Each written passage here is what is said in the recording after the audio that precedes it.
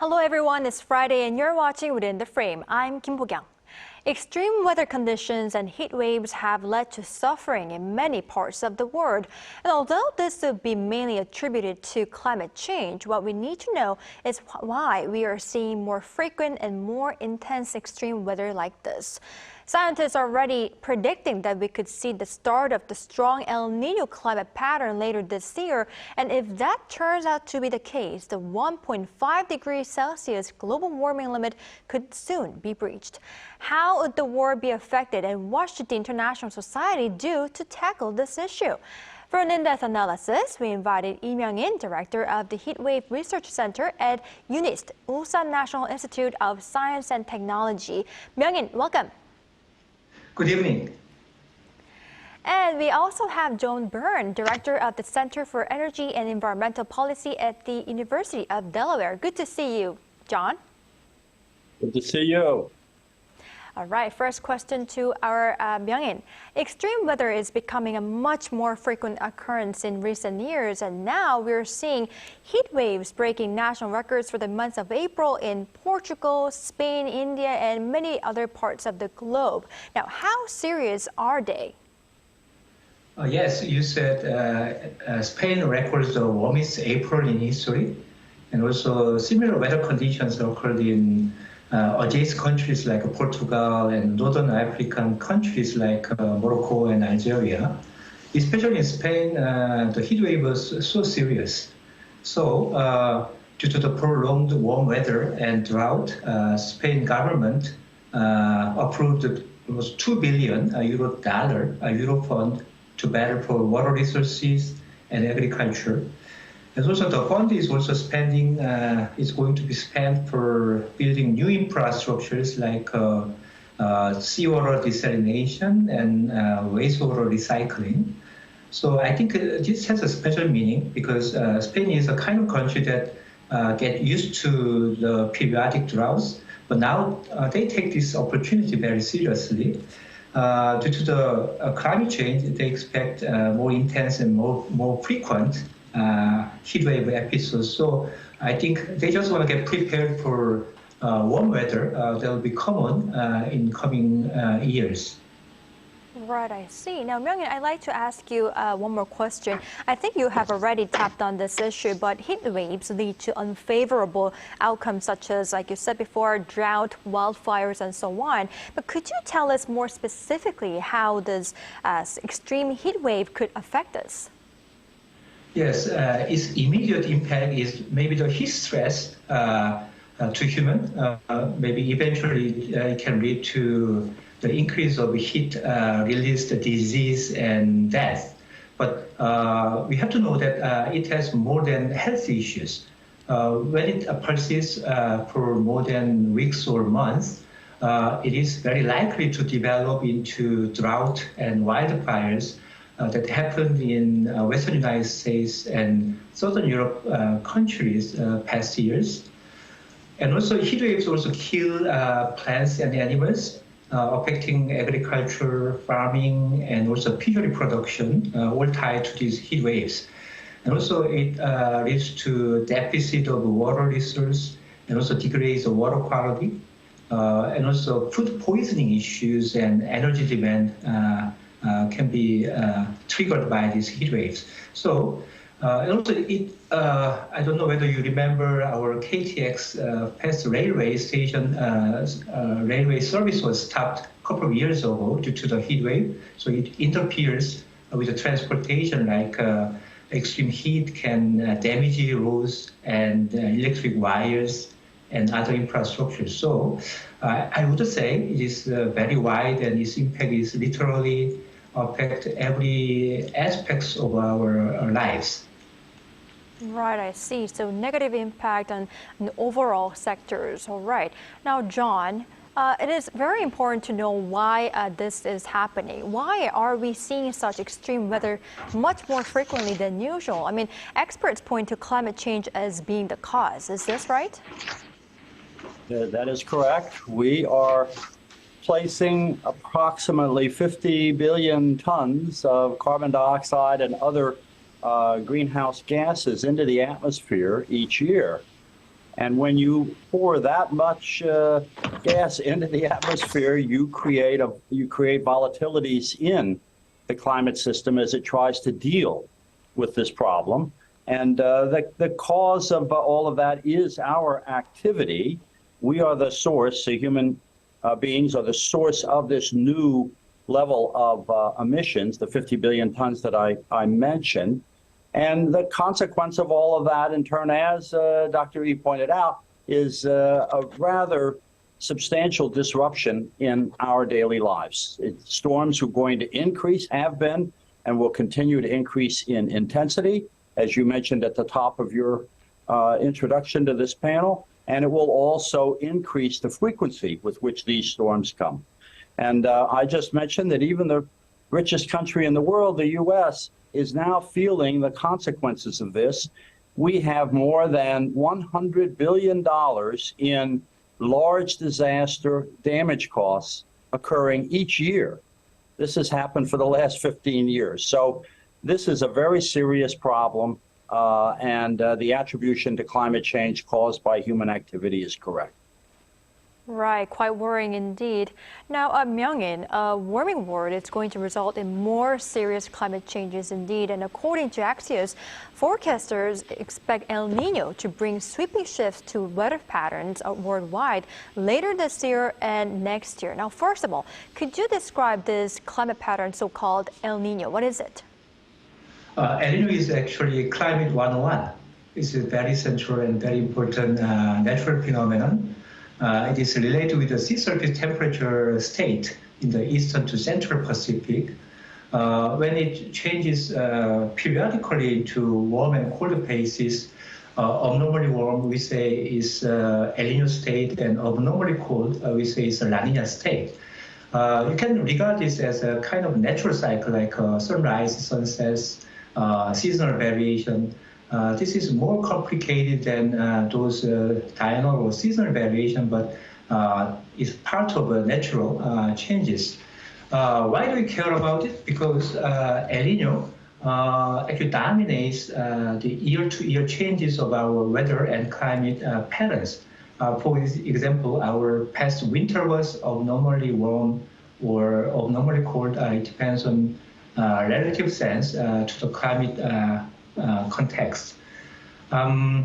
So having said El Nino is very important, its first immediate impact is a global elevation of air temperature, because the huge area, it covers a huge area of eastern to central Pacific. The global mean temperature is likely to increase its absolute magnitude.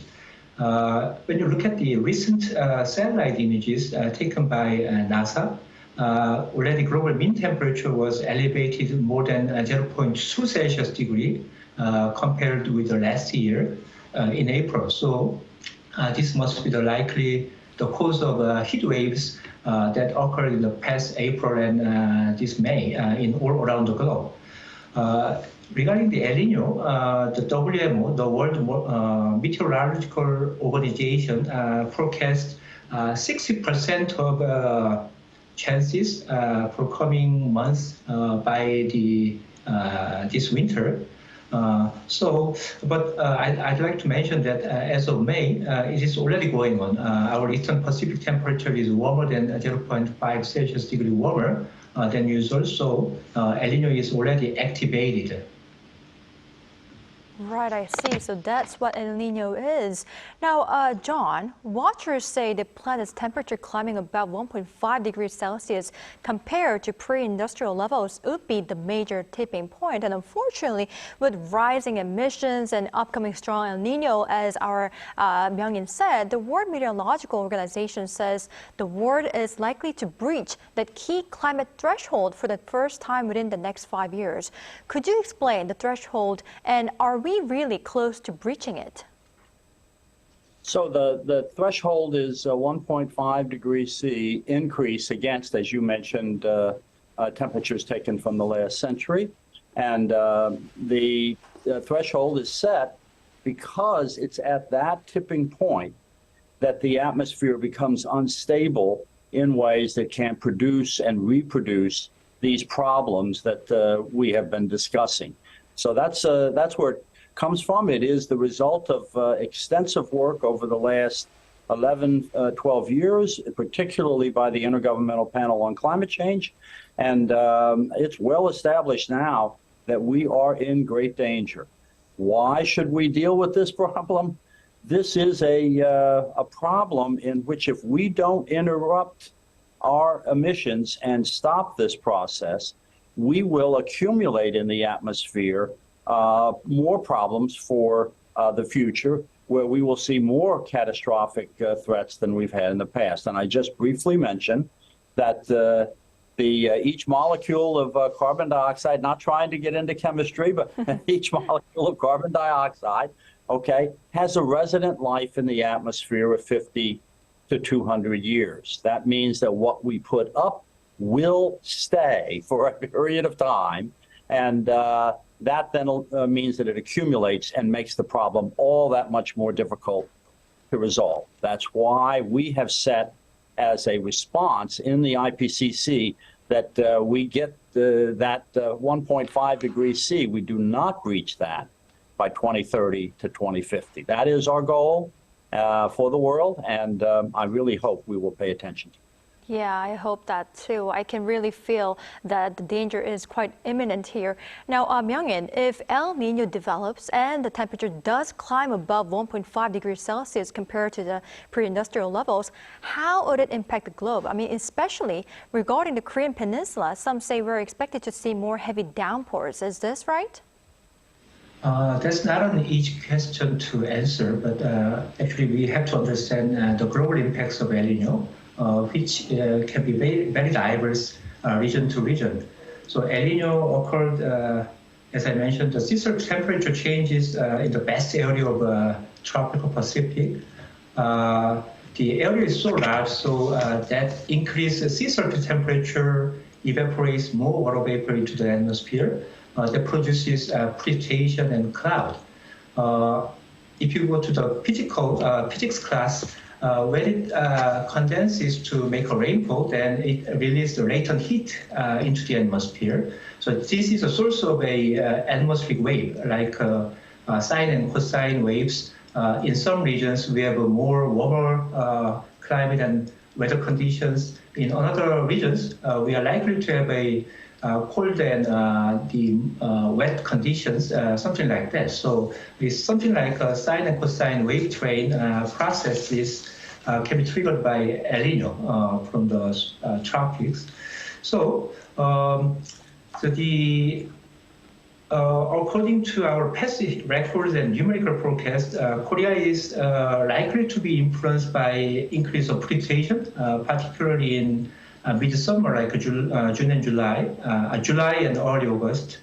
And so I think the experts have the scenario for this summer like this. So maybe early summer brings more increasing risk of heat waves, such as June. And then it could be followed by El Nino impact, which can be more rainfall and the rainy conditions. Maybe heat waves can be lessened during the July to early August conditions. And then it could be followed by another revisiting of heat waves by maritime tropical air masses. So due to the El Nino, the summer could be very dynamic by El Nino and global warming conditions. Right, I see. Now, as we face imminent danger, John, I'd like to focus on the efforts that we can put to tackle this issue. G7 summit recently came to a close, and G7 nations have been moving toward approving new gas investments, especially this liquefied natural gas, to survive ongoing energy shortages caused by Russia's invasion of Ukraine. Now, many watchers, especially the environmental specialists, they say it is counterproductive to achieving decarbonization goals. What's your view on this? Well, this is a really complex problem. The war started by Russia in Ukraine has left the EU with little choice but to not buy gas from Russia, and in the process, it must find some short-term alternative. At the same time, we would all much prefer that the alternative they found was toward renewable energy. So I think the problem is complex, the timing is difficult, and the U.S. and the EU are working together on a plan to accelerate renewable energy development that will help us to then reduce the need, particularly for that gas in Europe for heating purposes. So I think this is a short-term difficulty that was caused by the war,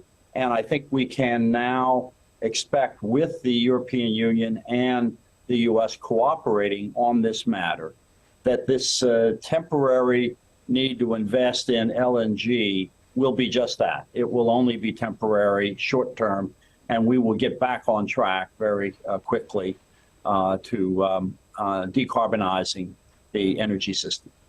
Right, I see. I hope to see that. Now, John, one more question. Another announcement made at the G7 was that South Korea decided to join the climate club established by the G7 to actively push for carbon neutrality policies. Now, first of all, what is this climate club's goal, and what significant role could this club play to tackle climate change?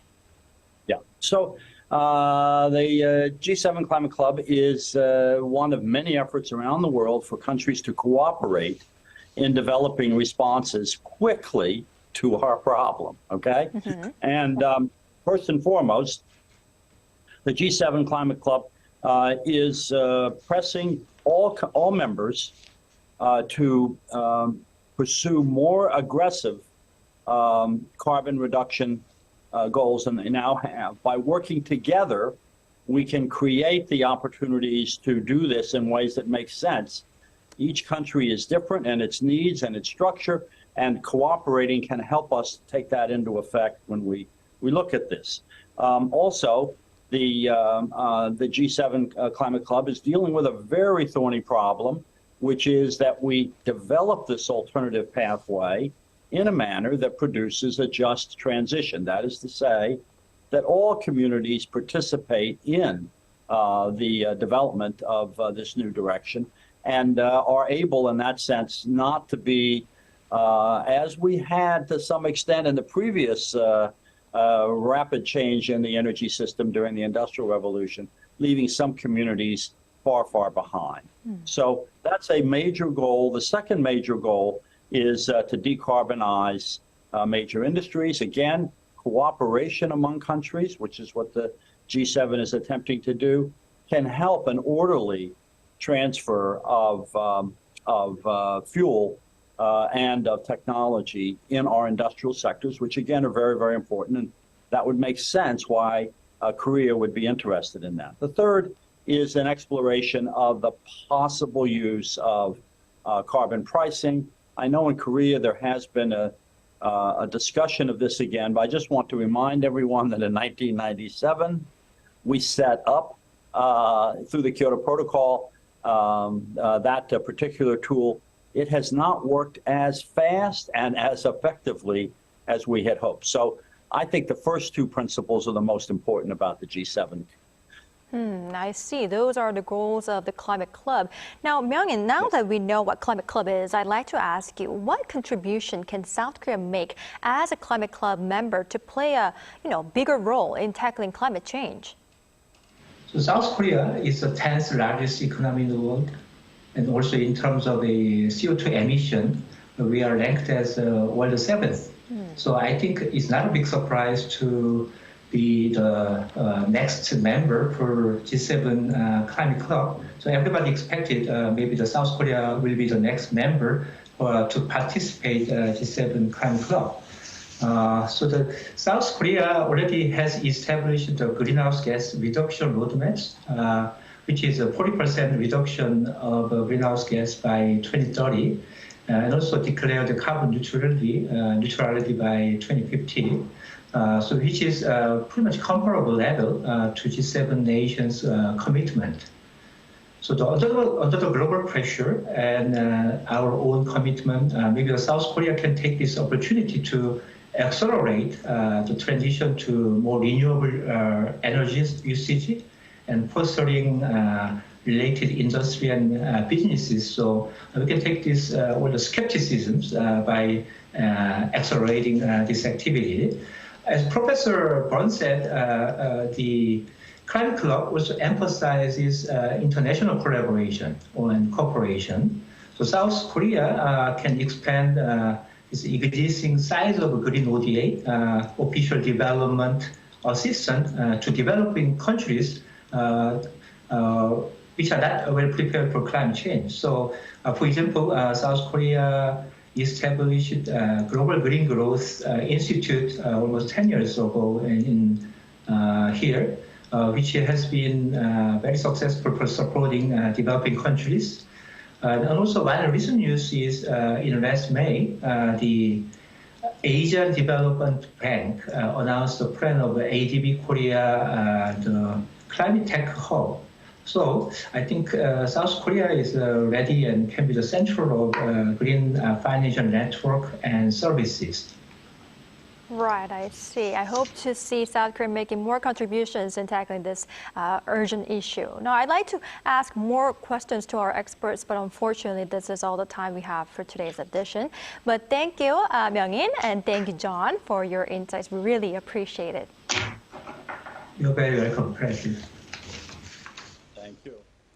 All right, that's all for Within the Frame tonight. We'll be next Tuesday with more in-depth stories. Thank you for watching. Enjoy the weekend, and goodbye.